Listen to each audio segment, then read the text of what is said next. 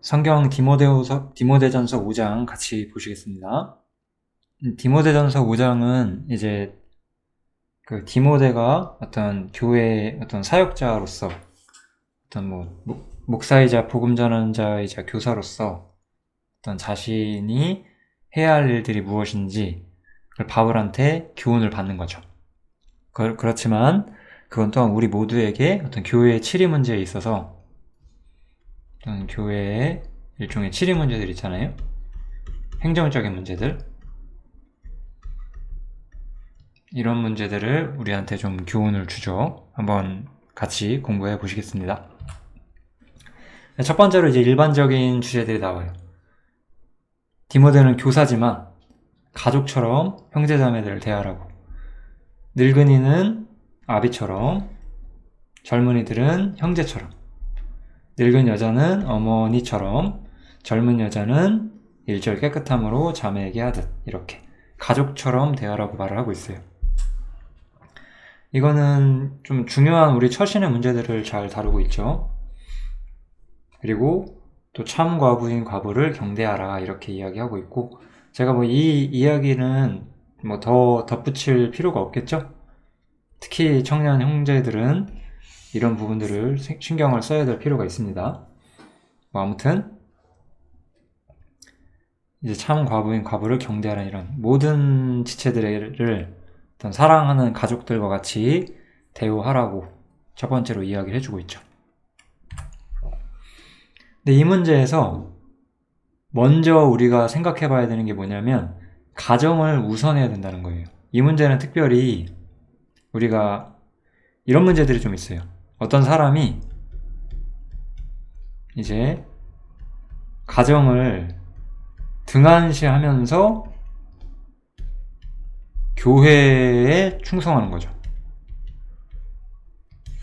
신앙이란 것은 우리의 삶 전체를 보는 것이기 때문에 이러한 것들을 성경이 결코 권하지 않는다는 것을 잊으시면 안 돼요.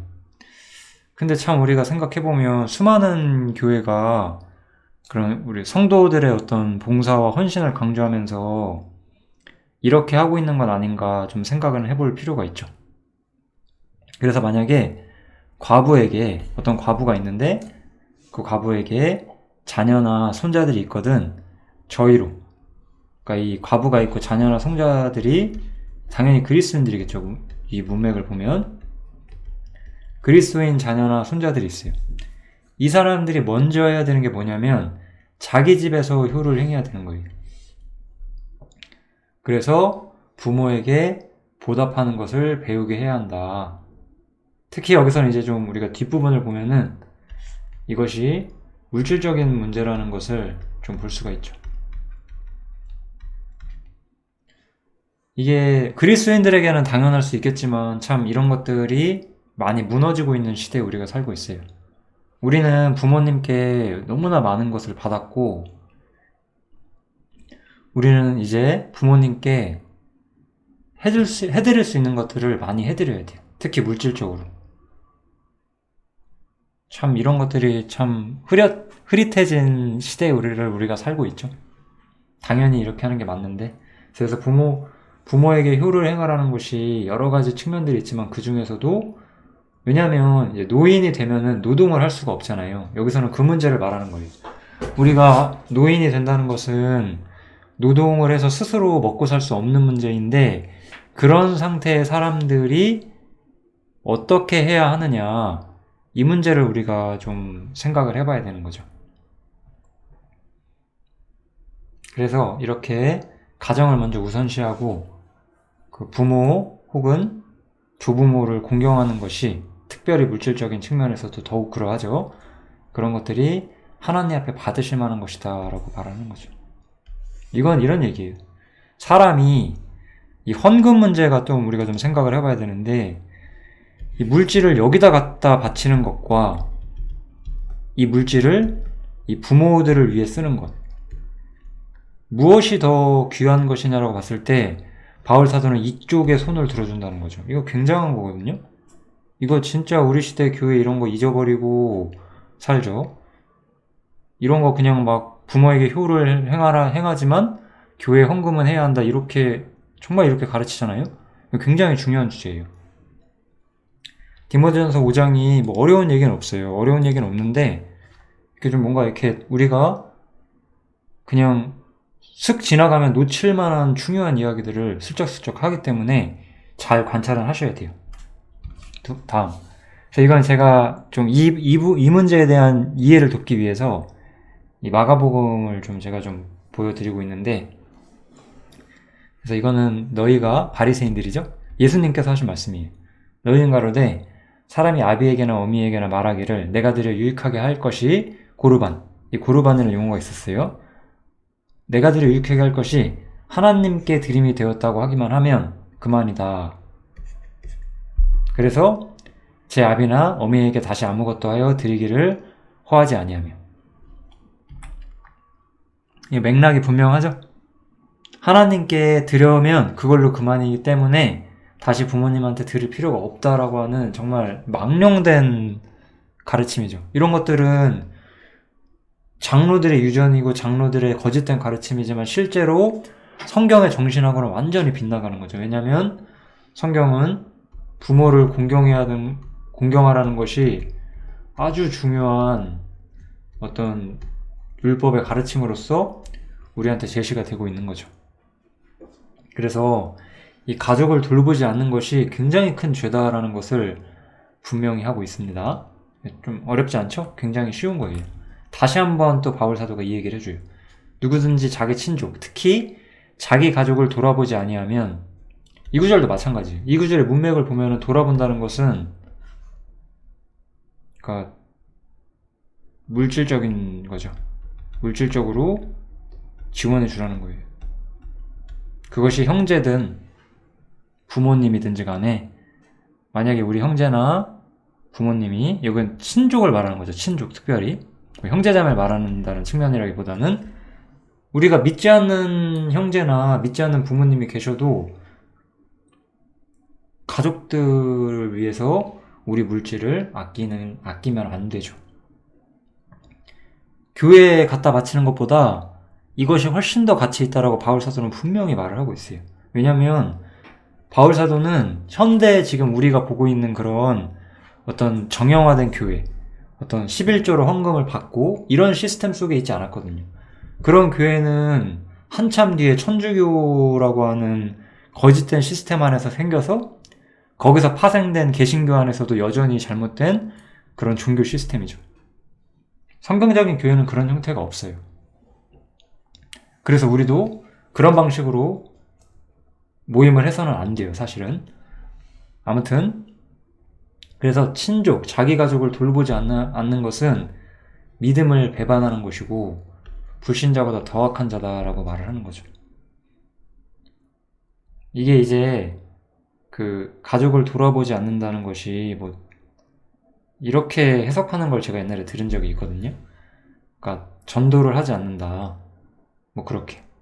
그런 건 당연히 맞는 말이에요. 맞는 말인데 여기서 하는 말은 아닌 거예요. 여기서 우리가 가장 생각해야 되는 것은 물질적인 문제예요. 가족의 어려운 상황, 형편을 돌아보지 않는 것, 그거는 좋지 않은 것이다 라고 분명히 이야기를 해주고 있는 거죠. 이제 과부에 대한 지침이 조금 더 나오게 되는데, 이제 과부에 대한 지침이 생각보다 길어서 제가 길게 쓰진 않았어요. 요약만 했고요. 제가 요약한 내용만 정리해 드릴게요. 먼저 왜 이 과부 얘기가 이렇게 나오냐면은, 디모데전서에서 왜 과부의 자격을 정하냐면은, 제가 아까 말씀드렸잖아요. 그 노인, 게다가 여성, 특히 이 기원전 AD 한 50년 이 시대에 노인 여성이 경제적으로 살 수가 있을까요? 그게 어렵단 말이죠. 그래서 교회 안에 여러 지체 중에 과부가 있어요. 특별히 60세라고 나오죠. 이것이 지금도 60세라고 우리가 적용할 필요가 있다, 이런 측면은 전 아니라고 생각해요. 성경이 60세라고 해서 지금도 60세가 딱 되면 과부다, 뭐 이렇게 보지 않아도 저는 좋다고 생각하고, 중요한 것은 경제적으로 지원을 받아야 하는 사람들이 있다는 거예요. 그것이 이제 과부로서 나타나고 있는 거죠.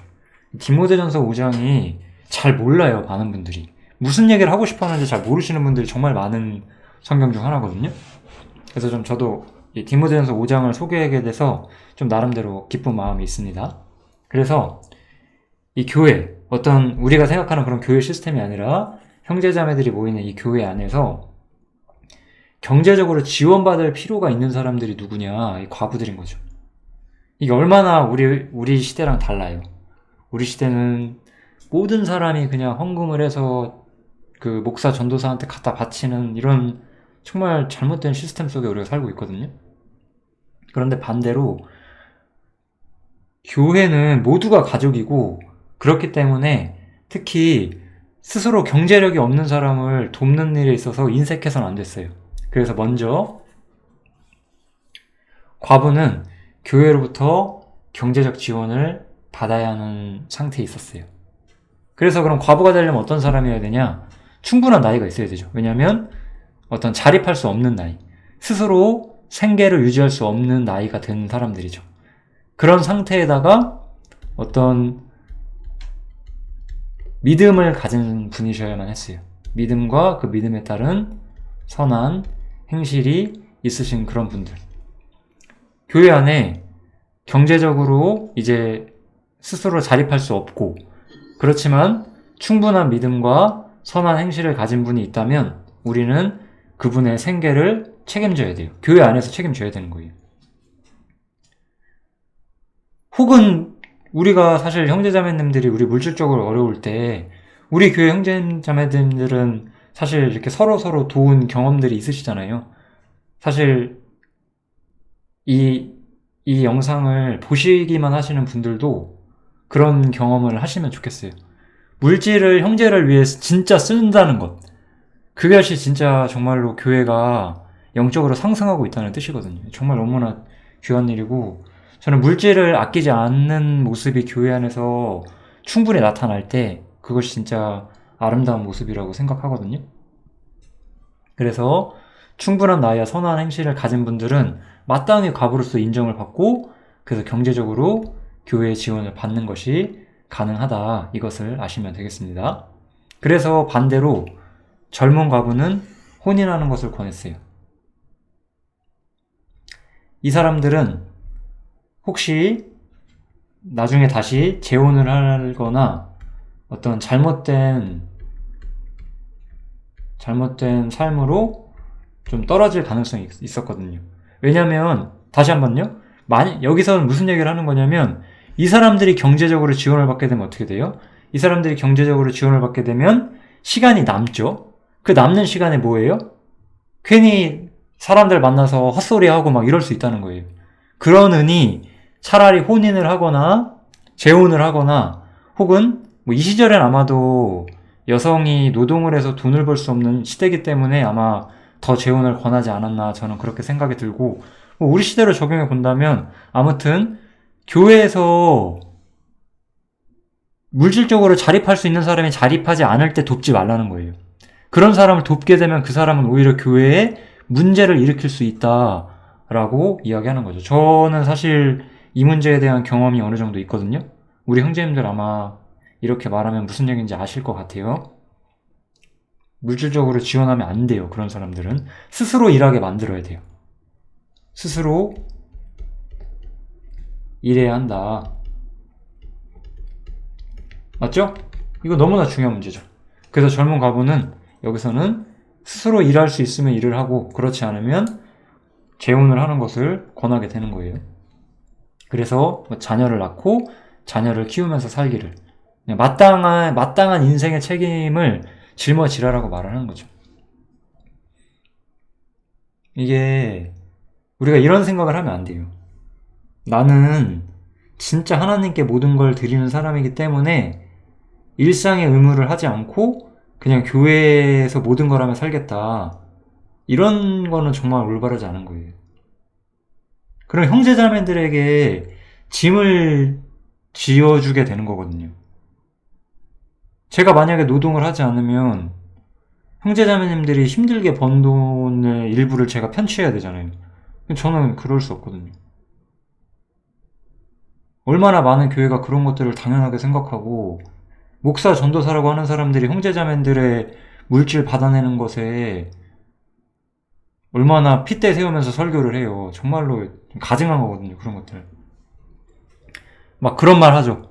지갑을 못 여는 그리스도인들은 진짜 그리스도인이 아니라면서. 왜 그 지갑을 당신들한테 열라고 하는 거예요?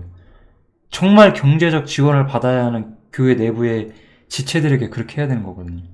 이게 전부 경제적인 이야기를 하고 있는 거예요. 그리고 또 과부 중에서도 참과부가 아닌 과부들, 뭐 젊다든지 혹은 이런 충분한 믿음이 없다든지 이런 사람들은 교회가 책임지는 것이 아니라 가족이 책임을 져라 라고 이야기를 하는 거죠. 교회는 정말 훌륭한 우리 믿음의 선배님들, 선배라고 하는 것은 사실 여기서는 인생의 선배를 말하는 말이죠. 우리보다 연세가 많으신 어떤 경제적으로 어려운 형제자매님들이 계시면, 그리고 그들이 올바른 믿음 가운데 계시다면 그들에게 어떤 충분히 교회적인 측면에서 경제적 지원을 해줘라 라고 이야기를 하는 거죠. 저는 이런 주제가 굉장히 중요하다고 생각해요. 그래서 참과부가 아닌 어떤 올바른 믿음 가운데 있지 않은 케이스는 가족들이 책임을 지게 해라 라고 이야기를 하고 있죠. 이러면 특히 이제 여기서 경제적 지원의 원리는 교회가 어떤 공적으로 한다는 측면이 저는 강한 것 같아요.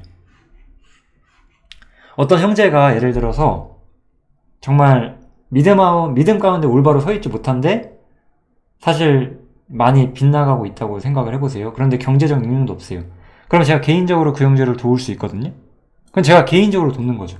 왜냐면 그 형제가 그렇게 못 살더라도 나는 그 형제를 사랑하고 그래도 최소한 형제가 맞다라고 생각하니까. 그건 제 개인적인 문제고, 여기서는 어떤 교회적인 측면에서 어떤 사람들을 이렇게 물질적으로 교회가 공적으로 지원해야 하느냐, 이 문제를 다루는 성경이에요. 아주 굉장히 재밌는 성경이죠. 과부에 대한 지침은 이렇게 이해를 해주시면 되고, 마찬가지로 장로들에 대한 존중도 나오죠. 그래서 이 장로들에 대한 존중도 여러 가지 측면이 있어요. 잘 다스리는 장로들을 배나 존경할 자로 알되. 여기서 장로는 그래서 직분의 측면이 아니에요. 우리 뭐 집사님, 장로님 이런 게 있죠? 여기서 장로는 집사님의 측면이라기보다는 이제 아까 과부와는 다르게 약간 남자 어른을 뜻하는 단어라고 여기서는 좀 더 가까워 보여요. 제가 보기에는 어떤 특별한 교회의 앞선자들로서의 어떤 장로를 뜻하는 문맥이 전혀 아니거든요. 그래서 그 선한 믿음을 가진 과부처럼 잘 다스리는 장로가 있다면 이들은 더 존중을 받아야 한다 라고 이야기를 하죠. 그래서 성경에 일렀을 때 곡식을 밟아 떠는 소의 입에 망을 씌우지 말라 하였고, 이거 이해되시죠? 소가 그 밭에서 일을 하는데 밭에서 일을 하면서 먹어야 되잖아요, 소도. 그런데 소가 못 먹게 망을 씌우는 것은 주인이 너무 가혹하게 소를 부리는 거잖아요. 그렇게 하지 말라는 것을 이야기하면서 이것이 일꾼이 싹 받는 것이 마땅하다라고 말하는 거예요. 근데 이 말씀이 또 이것만 인용돼서 잘못 해석되는 경우가 많아요. 첫 번째로, 봐라, 일꾼이 싹 받는 게 마땅하지 않냐, 그러니까 목사 전도사들은 물질적 지원받는 게 당연하다, 이렇게 아주 뻔뻔하게 이야기를 하는 거죠. 이게 목사 전도사 그런 현대 교회가 가진 어떤 그 성직자 시스템을 말하는 게 아니잖아요. 이분들 말하는 거잖아요. 형제들은 과부, 자매님들과는 다르게 교회에 일을 할 수가 있어요. 그 은사와 충성심이 있다면요. 그렇기 때문에 그런 분들에게 또 경제적 지원해주는 게 당연하다 이거예요. 왜냐하면 이들은 수고까지 하고 있으니까. 그래서 이거는 이제 또 이런 것도 있어요. 봐라, 여기 보면 이 물질 얘기를 하는 게 아니다. 배나 존경할 자로 하니까 존경을 2배로 해줘라. 그런 뜻은 아니죠. 존경을 2배로 해주라는 것은 결국 존경 플러스 물질적인 도움도 드려라, 이렇게 말하는 거죠. 여기서는 문맥을 보면. 이 문맥을 보면 분명히 그렇게 말을 하고 있잖아요. 그래서 또 교회에서 수고하고 계신 그 우리 어르신 형제님들께, 그분들은 또 교회 안에 여러 가지 가르치는 일들이나 뭐 그것이 꼭 교사나 목사, 복음 전환자 일이 아닐지라도 뭐 그런 부분적으로 형제자매님들을 돌보고 가르치는 일을 이렇게 부분적으로 하시는 케이스가 있고, 그렇게 믿음 가운데 잘 서 계신 어른들, 이분들 역시 경제적으로 자립할 능력이 없기 때문에 교회에서 지원을 해주라, 이렇게 이야기를 하는 거죠. 이게 바로 교회가 해야 되는 물질의 사용법이에요. 이게 바로 교회의 치리법이죠. 이거 아마 여러분들이 생각하고 있는 교회 시스템하고 너무 다르실 거예요. 그리고 이게 사실이에요. 디모데전서는 너무나 명확하게 이 주제를 다루고 있죠. 잘 한번 생각해 보시기를 부탁드립니다. 이제 나머지는 또 이제 그 디모데의 어떤 여러 가지 처신의 문제들을 다루고 있죠. 그래서 장로에 대한 송사는 증인이 없으면 받지 말아라. 그리고 범죄한 자들은 모든 사람 앞에 꾸짖어서 나머지 사람으로 두려워하게 하라. 예. 공적이고 공개적으로 교회를 다스리고 교회 행정적인 문제를 치리하라고 이렇게 이해하시면 되겠죠. 그냥 읽은 그대로기 때문에 제가 뭐 긴 설명하지 않도록 하겠습니다. 예. 또 아무 일도 편벽대의 하지 말라고. 예. 편견 없이 아무 일도 편벽대의 하지 말라고 이야기를 하고 있어요. 우린 당연히 그래야겠죠. 그리고 신중하게 형제자매들을 대하라고 이야기를 하고 있어요. 어떤 형제가 순간적으로 잘한다고 해서 경솔히 안수하지 말고, 그러니까 경솔히 그 사람을 인정하지 말라는 얘기겠죠? 아마 이것도 저는 맞다고 생각합니다. 사람의 신앙의 진가는 생각보다 시간이 많이 지나서 드러날 수가 있어요. 이것도 아마 아실 것 같고, 많은 분들이. 네. 저 자신도 그렇더라고요. 정말 10년, 15년 동안 흔들리지 않는 저 자신이 가진 하나님에 대한 갈망, 이런 걸 스스로 느끼거든요. 우리는 순간적인 형제가 잘하는 거, 못하는 거에 너무 연연하지 말고 천천히 들여다보고, 특히 이번에 디모데가 일꾼으로서 다른 사람들을 세우거나 그런 문제에서도 신중하라라고 이야기를 하고 있고, 또 마찬가지로 올바르지 못하고 잘못된 길을 가는 그런 사람들을 경계하고 그들과 함께 간섭하라는 것은, 그러니까 참견해서 우리가 생각하는 간섭 있잖아요. 야, 너 이거 하지 마. 이렇게 오지랖 떤다고 하죠. 이런 거 간섭해서 이렇게, 그런 느낌의 뉘앙스의 단어가 아닌 것 같고, 그러니까 같이 참여하지 말라는 거죠. 그러니까 거리를 두라라는 이야기를 하는 거죠. 그런 사람들하고 거리를 두라. 그러니까 간섭하지 말라는 것이, 야, 너 그런 짓 하지 마, 이런 말 하지 말라는 뜻이 아니고, 그런 사람들과 가까이 지내지 말고 거리를 두어라 라고 말하면서, 그렇게 함으로써 네 자신을 정결케 해라, 이렇게.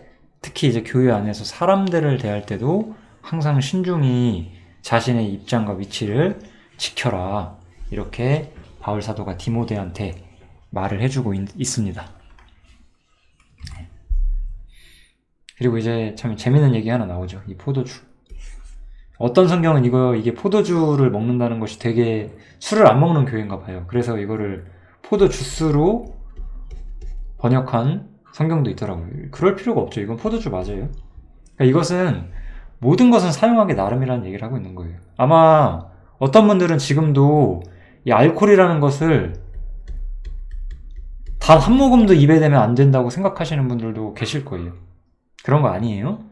여러분들이 뭐 술 한잔 하신다고 해서 그것이 하나님께 대적하거나 그런 일 전혀 아니에요. 술 마시셔도 돼요. 근데 이제 모든 것은 사용하기 나름인 거죠. 디모데가 무슨 세상 사람들이 먹고 마시고 즐기기 위해서 지금 포도주를 쓴 것이 아니잖아요. 디모데가 여러모로 비위가 약했고 자주 병이 났었는데, 그렇기 때문에 포도주를 좀 같이 마셔도 괜찮다. 왜냐면 그래도 디모데가 포도주를 마신다고 해서 취해서 실수한다든지 정신 나간 짓을 한다든지 뭐 자신의 경건함을 포기한다든지 그런 사람이 아닌 것을 바울 사도는 잘 알고 있었거든요. 포도주뿐만이 아니죠. 사람들은 이런 문제에 있어서 되게 많은 착각들을 해요. 야, 이런 건 무조건 나쁜 거 아니냐? 뭐 예를 들어 그럼 저도 현대 문물인 유튜브를 사용해서 제가 동영상으로 말씀을 전하는데 유튜브는 세상 거니까 쓰면 안 되냐? 뭐 이런 거. 아니, 그런 게 아니죠. 모든 것들은 쓰기 나름이라는 거예요. 제가 유튜브로 무슨 뭐 구독자 늘려서 돈 벌려고 하는 것도 아니고 뭐 이걸로 뭐 구독자 생기게나 하겠어요? 이렇게 올바른 얘기만 하는데 사람들이 인기 있게 막 만들어야지 구독자도 늘어나는 거잖아요. 사용하기 나름인 거죠. 모든 것은 사용하기 나름인 거예요. 뭐 그것이 그래서 우리가 특히 음식이나 술 같은 문제에 있어서 어떤 한국의 어떤 기독교도 좀 많이 오해하고 있는 부분들이 있어요. 유대인들도 포도주를 마셨고 초대교회 성도들도 포도주를 마셨습니다. 뭐 지금도 이런 술 문제 같은 것들은 좀 지혜롭게 처신하시면 돼요. 이 이제 말씀으로 이제 마지막 이야기가 나오죠. 이제 우리 삶에 아주 핵심적인 가치관들을 좀 다루고 있어요. 여기서 우리가 생각해야 되는 것은 삶의 모든 것들은 결국 드러나게 된다는 거죠.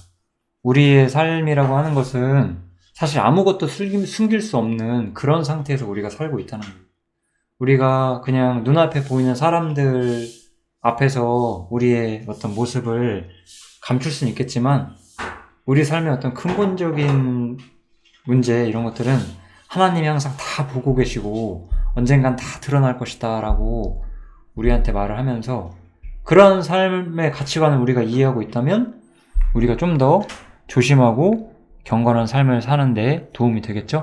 그래서 바울 사도는 이렇게 모든 것들이 드러나게 된다는 것을 디모데에게 다시 한번 이야기를 해주는 거죠. 디모데가 이러한 가치관을 꼭 가지기를 바울 사도가 정말로 바랬다. 우리가 이것을 이해할 수 있을 것 같습니다. 디모데전서 5장 좀 여러 가지 유익한 이야기들이 많았을 거라고 생각이 들고요. 여기서 마치도록 하겠습니다. 감사합니다.